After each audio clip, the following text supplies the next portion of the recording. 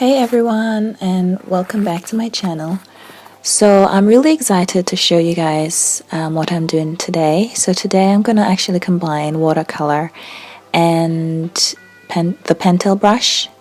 So in my review of the pentel brush pen, I touched on it very briefly about how you could line work once they're dry.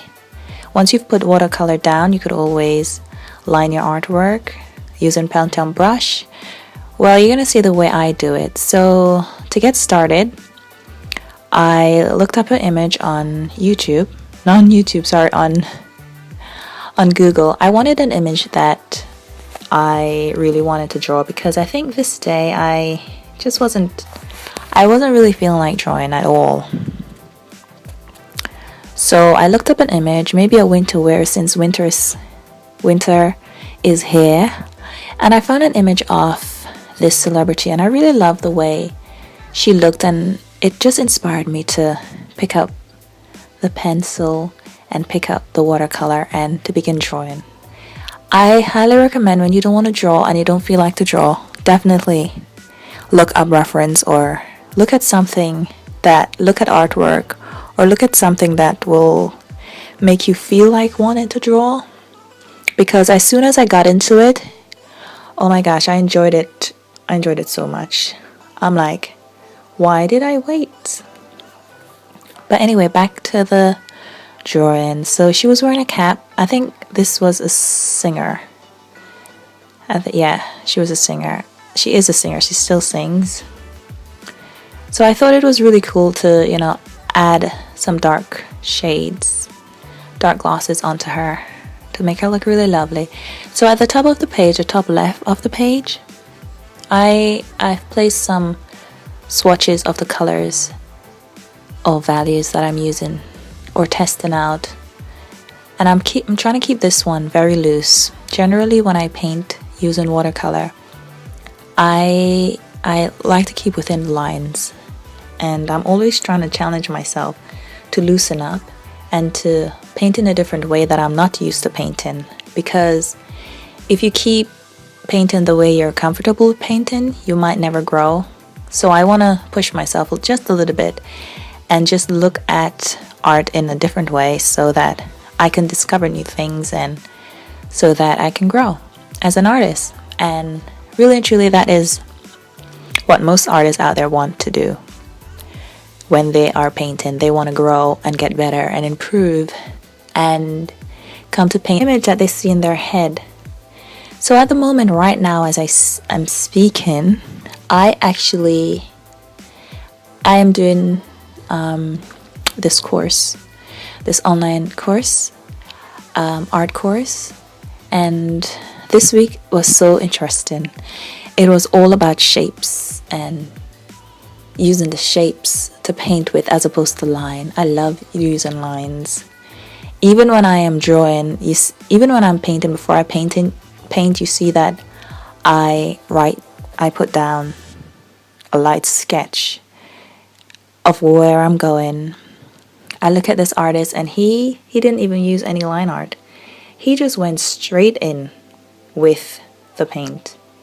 He just built it up using shapes, one shape next to each other, and in front of my eyes there was the exact same reference picture. I was like, that is so amazing. There are like so many different ways to paint one image. I mean, who come up with these ways?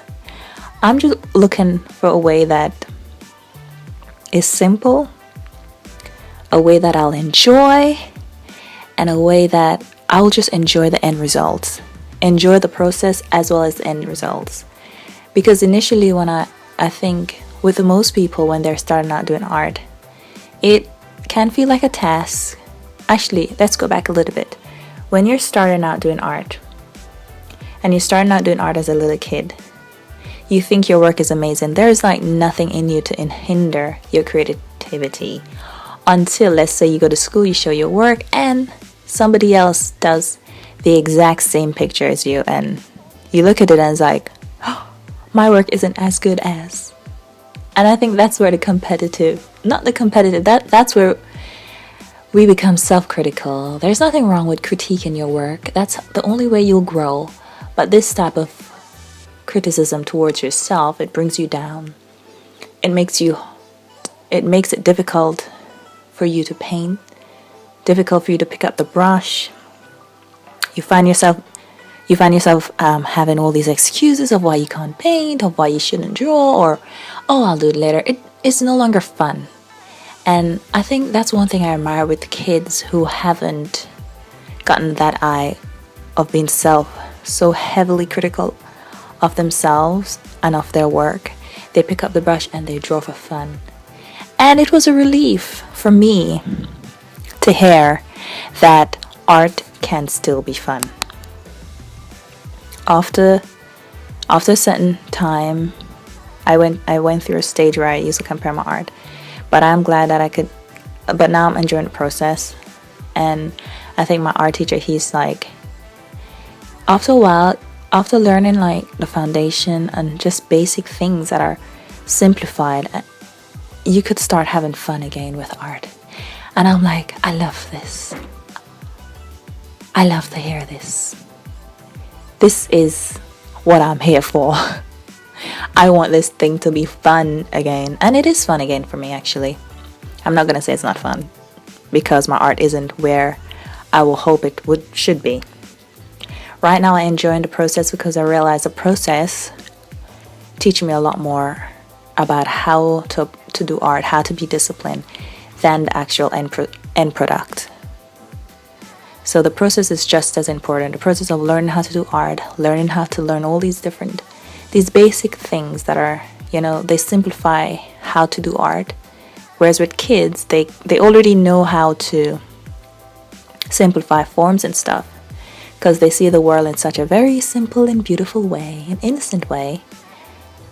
So when I go back to art school, for them to teach me how to do it the way I used to do it as a kid, in a very simple way. So here you see that I am lining the artwork. This part of the whole process of painting from start to finish is my absolute favorite part. The part where I have lined the work, where I'm lining the work, where I'm just putting in the fine details. I love details. I love putting in lots of details in my artwork. In my writing work, I use a lot of details.